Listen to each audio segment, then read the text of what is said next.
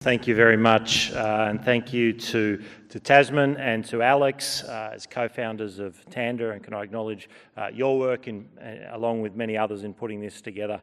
Ladies and gentlemen, great to be with you. Very pleased to be here as part of this first TANDA conference, and it's an important forum to drill down on the issues critical to managing workforces, providing leaders and managers with the latest information and collegial support they need to look after and develop their workers.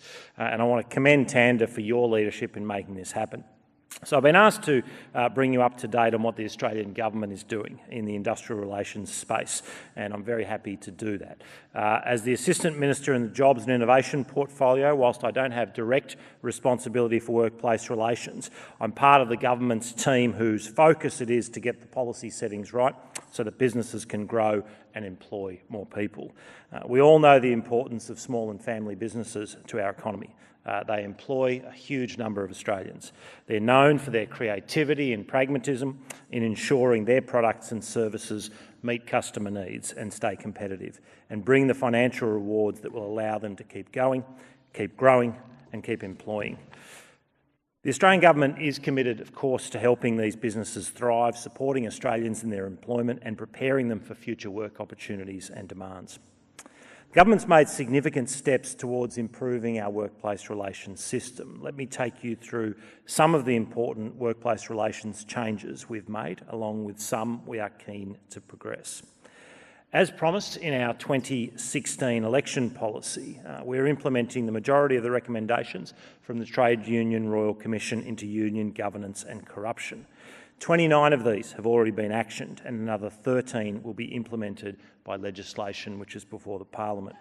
We've restored the ABCC to stand alongside small and medium subcontractors to level the playing field and give them a fair go on our building sites.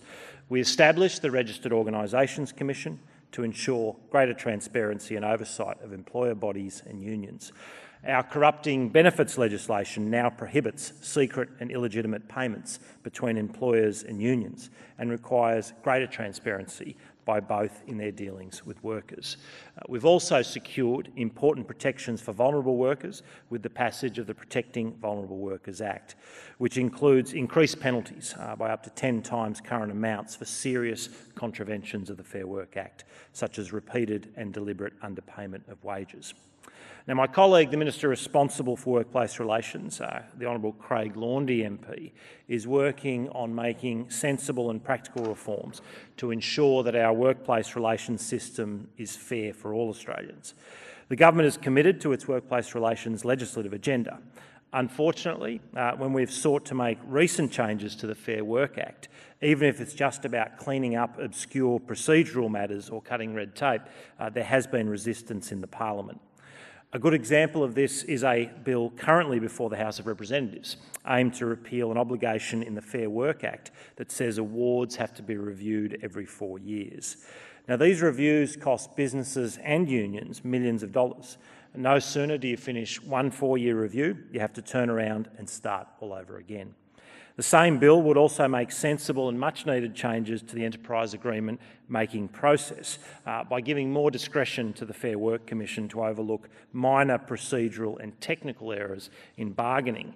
So what happens currently is that parties who make minor errors, such as providing the wrong phone number, face the prospect of having to start the costly and time-consuming process of bargaining all over again. We think this is silly. The delay in passing the bill has imposed, I think, real costs on employers and employees who have faced delayed pay increases and greater uncertainty about their employment conditions.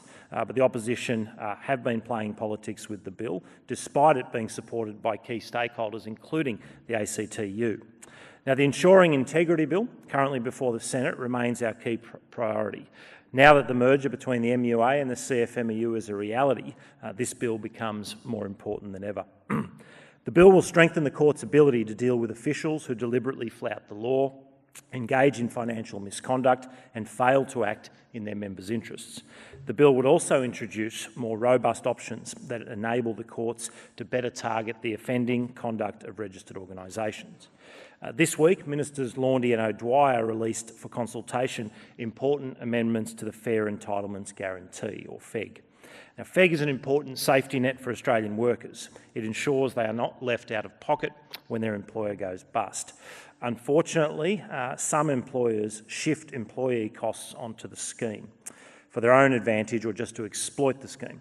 This improper use of FEG contributes to increased costs and is an unfair burden on taxpayers. The FEG law reform released on Tuesday aims to put a stop to this behaviour. Now, for Australian businesses, the cost of compliance with regulation across federal, state and local governments adds up to around $67 billion a year, according to a 2014 Deloitte report. Meanwhile, the cost of compliance with self-imposed rules amounts to $155 billion a year for the private sector.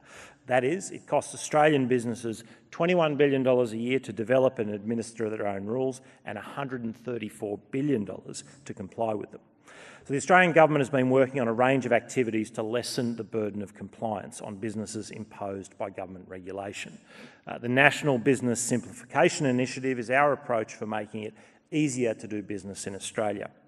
With the NBSI, we focus on specific simplification projects where we see strong prospects of making a material and productive difference to business, and we work with all levels of government to deliver these projects. For example, we worked with the Western Australian and Tasmanian governments to investigate how to simplify the process of starting and running an eco or nature-based tourism business. The aim was to identify and reduce any unnecessary regulatory impediments to businesses in that sector. Not only are we reducing unnecessary regulatory burdens, we're also making it easier for businesses to understand their obligations and comply with them, and easier to interact with government. The Fair Work Ombudsman has developed excellent resources for small businesses, such as the Pay and Conditions tool that makes it easier for employers to calculate wages and comply with workplace laws. And I'd encourage you to have a look at these resources. Our aim with the NBSI is to provide real savings to businesses so they can focus on growing, creating more jobs, developing new products and exploring new market opportunities. Our work on the Business Registration Service is one area where we have delivered these savings. So the Business Registration Service brings Commonwealth business registrations into one place. It was launched in April of 2017. In just over a year, the BRS has reduced ABN registration times for more than 120,000 businesses, from over an hour to just 15 minutes, and that's a total of 90,000 hours saved and counting.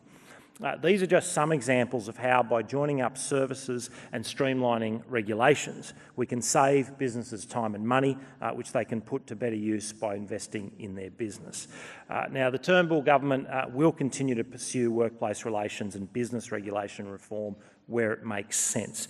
We want to work with industry and across all levels of government to identify these opportunities.